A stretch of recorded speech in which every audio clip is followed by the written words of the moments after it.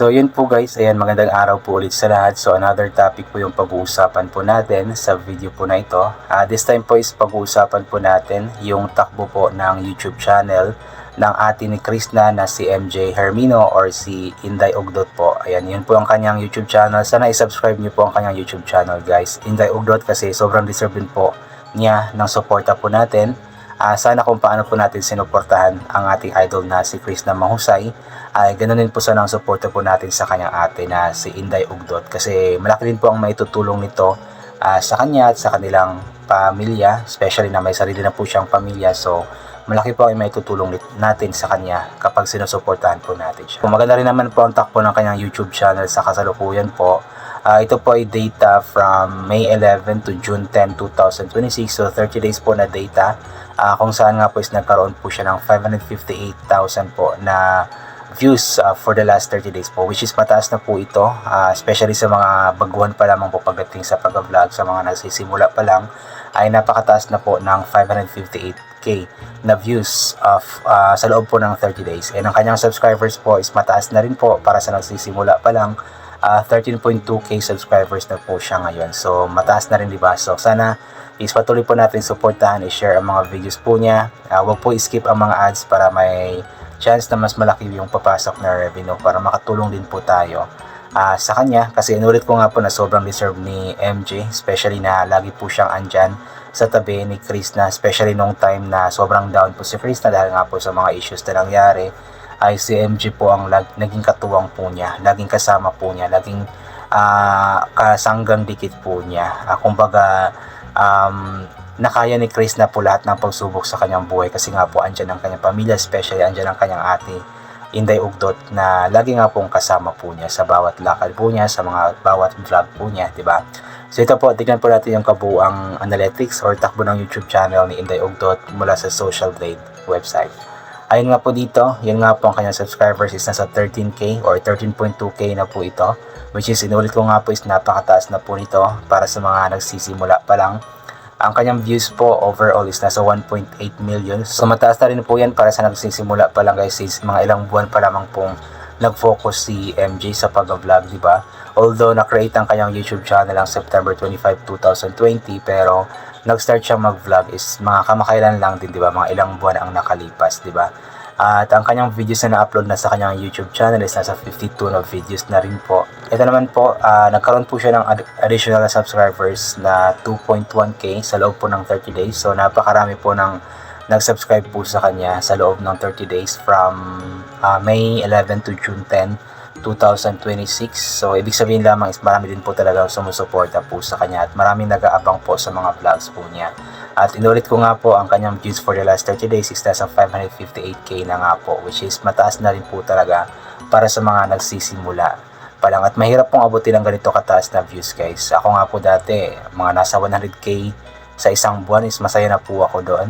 Kasi mataas na po yun para sa akin. How much more pa kaya itong 558k na sobrang taas po talaga, diba? Ang kanyang monthly tsaka yearly estimated earnings is tinakpan ko na po for privacy.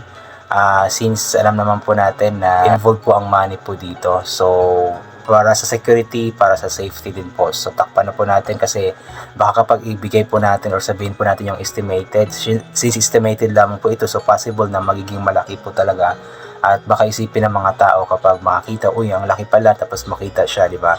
So medyo magiging hindi safety po ang buhay po. So yun po yung laging sinasabi ni Mang Eli nga po na iwasan na lamang po yung mga ganoon na mga very sensitive to po na mga bagay para sa safety po nilang lahat. Ito naman po ang kanyang estimated na daily views from May 28 hanggang June 10, 2026. So 14 days po na estimated daily views. Last May 28 daw po is nagkaroon po siya ng 4,526. Medyo mababa pa po dito kasi ito po yung mga times na wala pong upload si MJ, dahil nga po I believe nasa city po siya, tapos wala po siyang ma-vlog po yata. And medyo busy din po sa buhay-buhay, ganito ganyan, diba? So May 29, 5,113. So medyo mababa pa rin po. May 30, 15,536. So mataas na po yung 15,000 guys, especially sa mga small content creator na katulad po namin. Para sa akin, napakataas na po yan. At masaya na po ako kapag nagkakaroon po ako ng ganyan kataas po na views. May 31, 18,697. So unti-unting tumataas din po. June 1, 26,480. So yun, maganda po yung takbo niya dito sa June 1. Then June 2, 10,014 na video views. June 3, 6,721. So medyo bumaba po ulit. So possible na wala na naman po siyang upload that time. So kung napapansin po natin kasi sa mga uploads ni MJ, may mga araw, may mga times na sunod-sunod po yung upload po niya. Then may mga times din po na mga ilang araw din po siyang walang upload. So pareho lang po sila ni Chris na, ganoon din po yung ni Chris na dati nang wala pa po silang Starlink. Pero since ngayon may Starlink na po, although hindi araw-araw may upload, pero at least 'di ba, isang araw lang yung pagitan. So may upload na naman ulit, unlike dati na halos isang linggo po walang upload. So nagpapasalamat din po tayo ng malaki kasi nga po nagkaroon po sila ng Starlink at hindi na po sila gaanong mahihirapan pa mag-upload. So ano lang po talaga, kumbaga busy lang din po talaga sila, especially si Chris na tapos may sakit pa, di ba? So mahirap din po mag-edit, mag-upload kung ganoon po ang kalagayan po niya, di ba? So saan nga ba ako? June 4, 12,498 po na video views. June 5, 3,668 po na video views. June 6, 21,247 na video views. June 7, 2,904 po na video views. So ito po yata yung pinakamababa na views po niya in a daily basis sa loob po ng 14 days. June 8, 13,706 po na video views. June 9, 36,434 na video views. So ito po yung pinakamataas na views naman po niya in a 14 days na daily basis po. June 10 naman po is 11,632 po na video views. So yun, maganda rin po ang takbo ng YouTube channel ni Ugdot. And kapag ipapatuloy po niya ang laging pag-upload, so possible na mas angat pa po ang kanyang YouTube channel. At i-congratulate po natin siya syempre kasi nga po unti-unting gumaganda rin po ang kanyang YouTube channel. Daily average na views po is 18,616. Weekly average na views 13,883. Last 30 days na views nga po niya is 558,471. At ang last 14 days na views po niya is 180,322.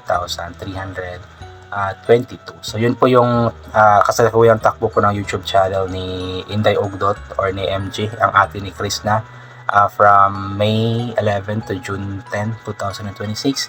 So hoping na patuloy po natin siyang suportahan. And ulit ko nga po kung paano po natin minahal at sinuportahan po si Chris na Peking Koreana, ay sana ganoon din po ang support po na ibibigay po natin sa kanyang ate na si MJ Hermino. So lagi po tayong manood ng mga vlogs din po niya. Huwag i-skip ang mga ads, i-share ang mga videos para makatulong din po tayo sa kanya.